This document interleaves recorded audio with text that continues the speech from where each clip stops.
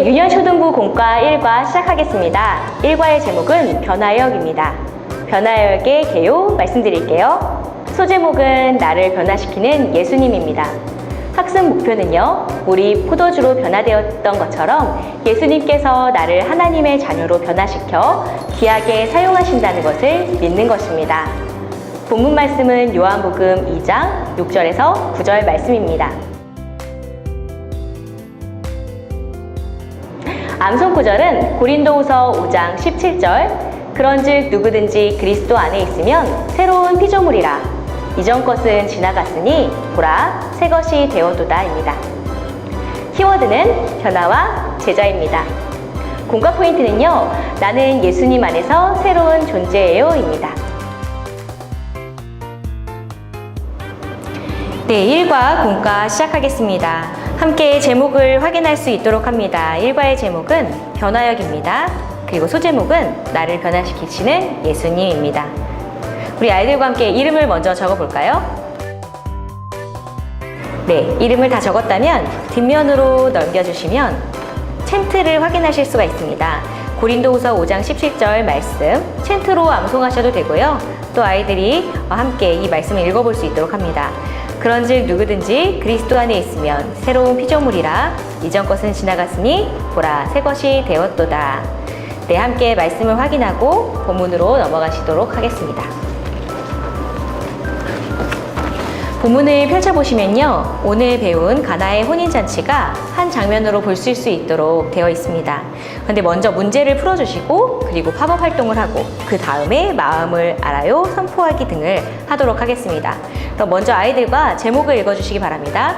1과 변화역, 나를 변화시키시는 예수님.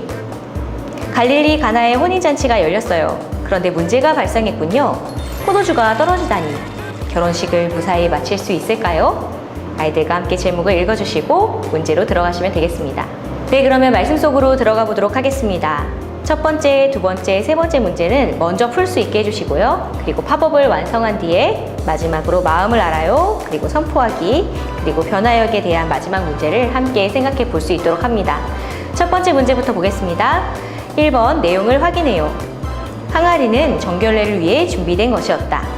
항아리의 숫자는 5개였다.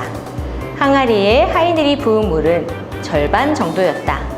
우리 아이들이 O와 X로 답해 볼 수 있도록 합니다. 항아리는 정결례를 위해 준비된 것이 맞습니다.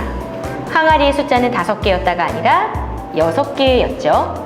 항아리에 하인들이 부은 물엔 절반이 아니라 가득 채워진 물이었습니다. 이번 OX 문제는 물로 포도주를 만드신 기적이 일어났던 항아리에 대한 문제였네요. 예수님은 하인들에게 정결례를 위해 준비해둔 빈 항아리에 물을 채우라고 하셨죠. 정결례를 위한 항아리란 이스라엘 전통에 따라 손님이 들어오면 손과 발을 씻을 수 있게 물을 담아두는 그런 항아리를 말합니다. 이런 돌 항아리가 6개나 있는 집이었으니 아주 손님이 많이 찾는 그런 규모 있는 집이었겠죠. 이 돌 항아리는 먼 우물에서 2-3통이나 떠와야 찰 수 있는 커다란 것이었습니다.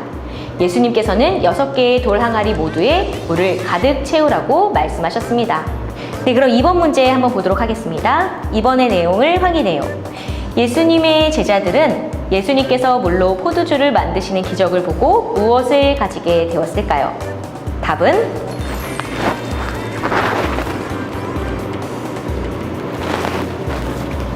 믿음입니다. 물이 변하여 포도주가 된 사건은 잔치의 자리에 있는 다양한 사람들에게 각자 다른 의미로 다가왔습니다. 먼저 신랑과 신부는 풍성한 좋은 포도주로 인해서 기쁨이 넘치는 결혼잔치를 마칠 수 있었고요.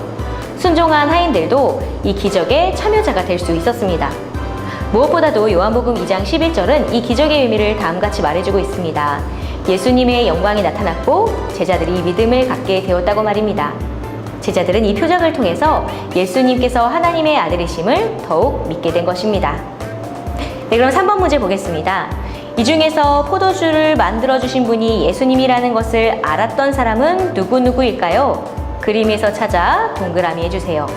네, 화면에는 굉장히 많은 등장인물들이 있습니다. 여러 사람들도 있었고 또 야이로도 있고 야이로의 딸도 있고 쭈니도 있네요. 보스 그리고 제자들도 있고요. 이 보스는 회당장을 그린 그림입니다. 그리고 예수님 그리고 하인 마리아도 있었습니다. 그렇다면 이들 중에서 누가 예수님께서 만드신 기적의 포도주를 알고 있는 사람이었을까요?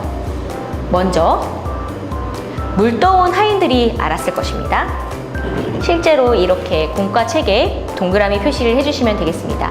그리고 부탁한 마리아도 이것이 예수님께서 떠오신 예수님께서 만드신 기적의 포도주라는 것을 알았습니다. 그리고 제자들이 알았습니다.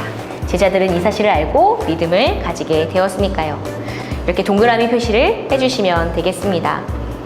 우리는 한 가지 여기서 생각해 볼 수 있습니다. 우리는 어떤 사람이 될 것인가 하는 건 말입니다. 포도주를 마시면서도 이것이 기적의 포도주인지도 모르고 마시는 사람이 될 것인지, 아니면 기적을 맛보고 기적을 일으키신 예수님을 믿는 믿음으로 나아갈 것인지 말입니다. 우리 친구들이 이런 것까지 생각해 볼 수 있도록 질문을 던져주시면 되겠습니다. 네, 그러면 팝업 부분 시작하겠습니다.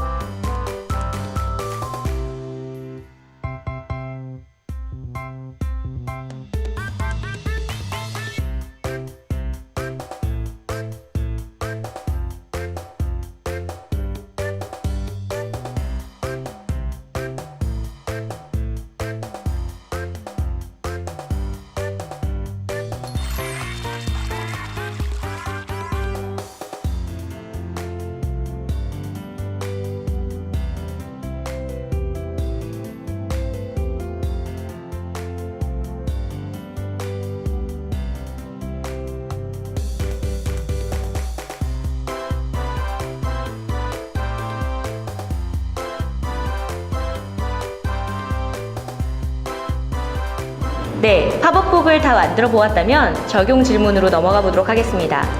마음을 알아요는 성경 속 인물의 마음을 생각해보고 나의 상황에 적용해보는 그런 문제가 되겠습니다. 질문을 보겠습니다. 마음을 알아요. 만약 포도주가 떨어져 버렸다면 신랑은 어떤 어려움을 겪었을까요? 만약 예수님께서 물로 포도주를 만드는 기적을 일으켜주지 않으셨다면 손님에게는 큰 신뢰가 되고 결혼식은 엉망이 되었을 것입니다. 예수님께서는 부족함을 채우는 정도가 아니라 풍성하게 채워주심으로 위기를 기쁨으로, 슬픔을 축제로 바꾸어 주셨죠. 자, 그러면 내 상황 속에 적용해 보겠습니다. 나에게도 예수님이 도와주셨기 때문에 어려움이 도리어 기쁨과 축복이 되는 경우가 있었는지 내 경험과 연관지어서 말해보도록 합니다. 혹은 예수님께서 도와주셔서 풍성함을 더해주셔야 하는 일이 있는지 기도 제목을 말해보아도 좋을 것입니다. 함께 나눔 질문을 해보셨다면 이번에는 결단 및 선포로 넘어가도록 하겠습니다. 변화, 예수님은 가나의 혼인잔치 집을 어떻게 구원하셨나요? 네, 이 질문의 대답은 예수님께서는 물을 포도주로 변화시켜 주심으로 가나의 혼인잔치 집을 구원해 주셨다고 대답할 수 있겠습니다. 주님께서 나도 변화시켜 주실 것을 믿는 믿음으로 나아가기를 축복합니다. 자, 그럼 함께 선포하고 마치겠습니다. 나는 예수님 안에서 새로운 존재예요. 우리 아이들과 함께 선포해 봅니다. 나는 예수님 안에서 새로운 존재예요. 네, 그러면 1과 문을 열고 기차가 통과하는 것으로 함께 마무리하시면 되겠습니다. 1과 공과 마쳤습니다.